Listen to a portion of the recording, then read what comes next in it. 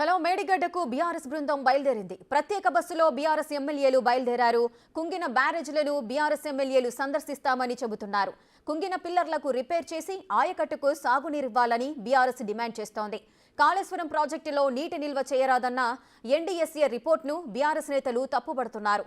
మేడిగడ్డ నిర్మాణం రాశిరకంగా జరిగిందని, ప్రాజెక్టు నిర్వహణ కూడా పట్టించుకోలేదని కేంద్రం ఇచ్చిన రిపోర్టులో ఉంది. 1,00,000 కోట్లు ఖర్చు చేసి బీఆర్ఎస్ ప్రభుత్వం తీసుకున్న తప్పుడు నిర్ణయాల వల్లే మేడిగడ్డ కుంగిందని ప్రభుత్వం విమర్శిస్తోంది. బాధ్యత మరిచిన ప్రభుత్వానికి బాధ్యత గుర్తు చేయడానికి, బాధ్యత మరిచి ఇవాళ రాజకీయం చేస్తున్న ప్రభుత్వానికి రైతు ప్రయోజనాలు కాదు రాజకీయ ప్రయోజనాలే ముఖ్యమన్నట్టుగా ఇవాళ దుష్ట రాజకీయం చేస్తున్న ప్రభుత్వానికి బుద్ధి చెప్పడానికి, ప్రజలకు మళ్ళొక్కసారి కాళేశ్వరం యొక్క గొప్పతనాన్ని వివరించడానికి, పంటలు ఎండిపోకుండా చూసుకోవడానికి, గొంతులు ఎండిపోకుండా మంచినీళ్లకు కూడా గోస రాకుండా ఎండాకాలంలో చూసుకోవడానికే ఇవాళ మా పర్యటన. కాళేశ్వరం ప్రాజెక్టులో 3 బరాజులు, 15 రిజర్వాయర్లు, 21 పంపింగ్ స్టేషన్లు, దాదాపు 1500-1600 కిలోమీటర్ల ప్రవాహ కాలువలు, 270 కిలోమీటర్ల సొరంగ మార్గం, ఇదంతా కలిపితే కాళేశ్వరం.